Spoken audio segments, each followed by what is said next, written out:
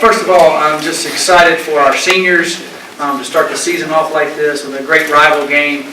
I thought the crowd was phenomenal. I don't know the size of it, but the loudness of it, and the back and forth of the game. What a great game. What a great game. And that's what I told our guys when we messed up another kickoff coverage situation, which will get fixed, that I went down there and said, wow, this is a great game, guys. They just made a great play. Now it's time for us to go make great plays. Enjoy the moment. And they just kept fighting and playing through it. I was really, really impressed with what they did, their resilience. That's the first time I've been on the field with them, and they definitely could have let their head down there and not fought, and they fought tremendously. I think our conditioning paid off tremendously. I think the way we practice, our repetitions, how much we do, and if you come and stay in practice all the time, you know how much we do. And we practice really, really hard. And so we don't have picnics, I know that. So I appreciate what our kids do. So. Mac, when you were fist pumping at the end, when you stopped on fourth down, what was going through your mind? We won. Any special innings? No, just we won. I was so happy for those kids. When we stopped on fourth down, I knew we won. Now, we couldn't turn the ball over, that type of thing, but basically we won. And I was so excited for them and knew it at that time. Talk about the game Connor Wood had. Whoa. I haven't looked at all the stats. He was 33 of 46, no interceptions, 400 yards passing, ran the ball good, took care of the football. I was really, really impressed with Connor today. That's what we've been seeing.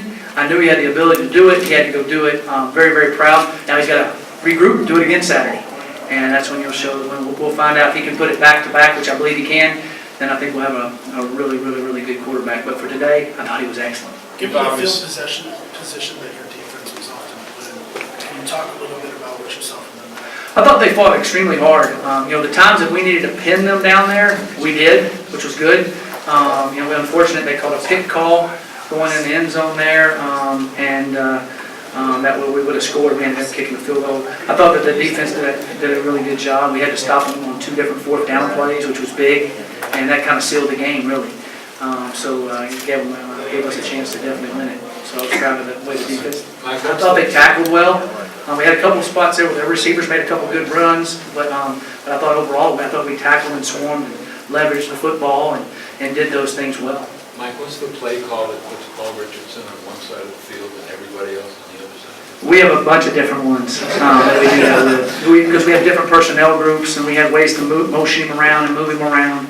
The very first big play, we lined him up in the backfield, and I don't know if they might have practiced it, I doubt it, and ran him out, and that way they checked the coverage and they didn't get it right, and Connor did a great job of scrambling, and P-Rich just kept running. What's going on in your head when you see him standing there when nobody within 30 yards? Don't fall down, don't drop it, throw it right to him. About all of that at once. What's the thought process in taking a penalty and deciding not to let it kick? Well, it worked because we wanted to pin him down there. Okay, he would have kicked it would have been a 52-yard field goal. At that time, I felt like we were playing really good on defense.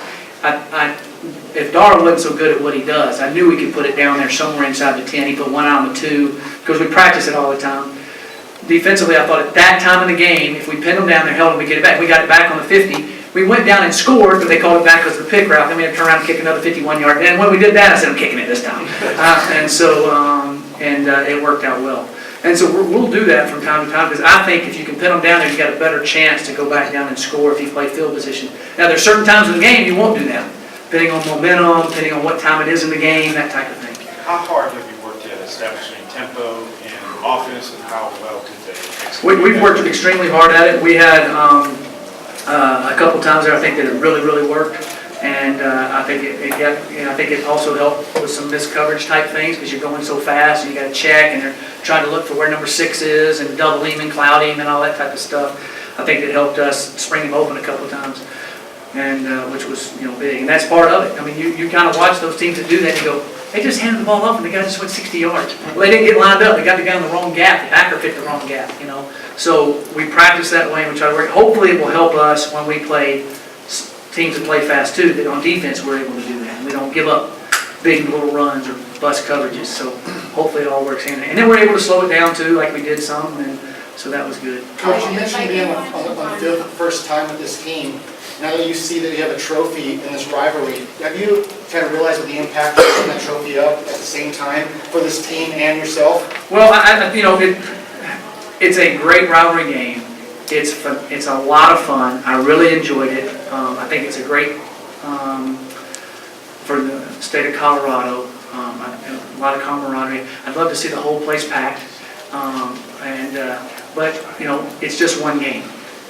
It's really just one game. It's emotional. It's fun. It is a 365-day game, a year game. It's a little bit different than most opening games, but it's just one game. So our kids understand that. It's great to have the trophy back. There's no doubt about that.